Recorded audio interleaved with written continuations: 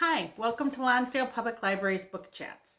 I'm Penny, and this week the world received the very sad news that Prince Philip had passed away at 99 years old. And that got me to thinking. A lot of Americans I know are fascinated with royals. We don't want them ruling us, but we love checking out other countries' royals. And so I thought I would mention some books that involve royals. And the first one I would like to talk about is The Tudors. Now, obviously, The Tudors is also a TV show, and it deals mainly with King Henry VIII and all of his wives. But the Tudor dynasty actually lasted for a little over a century, starting with Henry VII, and then going through Henry VIII, and the boy King Edward VI, and then Mary I and Elizabeth I. And so it's a very interesting book. It doesn't go into each of their lives very deeply. It kind of does an overview of the entire Tudor reign. But of course, it's got all the good gossip in it. And it's got all of the intrigue and drama that you would expect. And so I would highly recommend this one if you're interested in 1500s England, or even just in courtly intrigue and gossip. If you'd like to move on to a more modern royal, we have a book called Victoria, Portrait of a Queen. When Victoria was 18 years old, she found out her uncle had passed away, and she was now the queen. And she ruled for 63 years. The time that she was ruling in was a very changing time for England. There was a lot of progress. There was a lot of exploration, discoveries. And in fact, there was so much going on. The era that she ruled in is known as the Victorian era. So she had an era named after her. And again, we're talking royalty. So of course, there's going to be assassination attempts. There's going to be courtly intrigue. There's going to be scheming advisors. There's going to be intrigue and innuendo.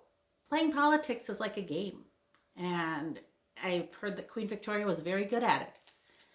And so this book has some beautiful photos in it, if you are interested in that, just to see. Sometimes it helps to have a visual.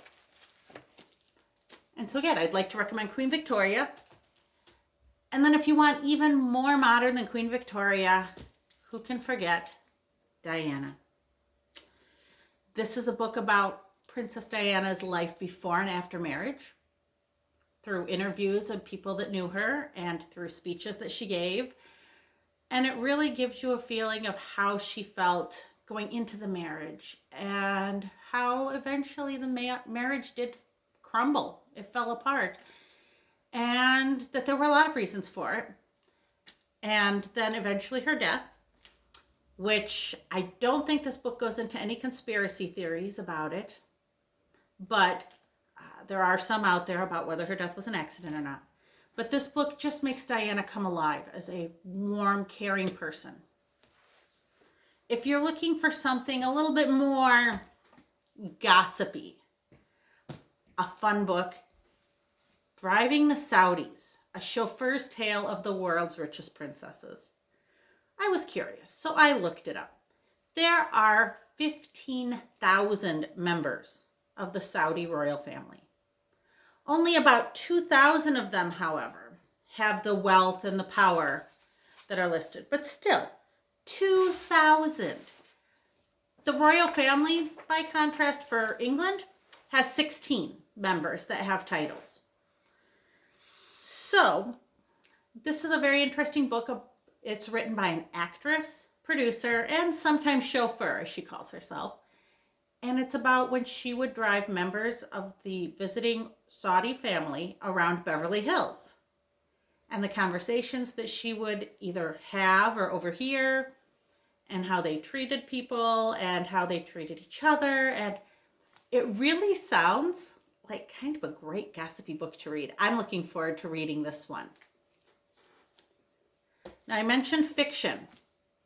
It's pretty obvious that when you have a romance novel, it's hard to not have a royal in it. It seems like a lot of the English, or a lot of the romance novels written in a historical period in the English or French eras had royalty in them. However, I really like this one. First of all, because it's not a romance. Well, rephrase that. It is a romance, but it's about so much more than the romance. This one is called The Royal We. It's by Heather Cox and Jessica Morgan. And it's about an American girl, Rebecca, and her twin sister, Lacey. They decide, her sister Lacey is the dreamy one. She dreams about marrying a prince.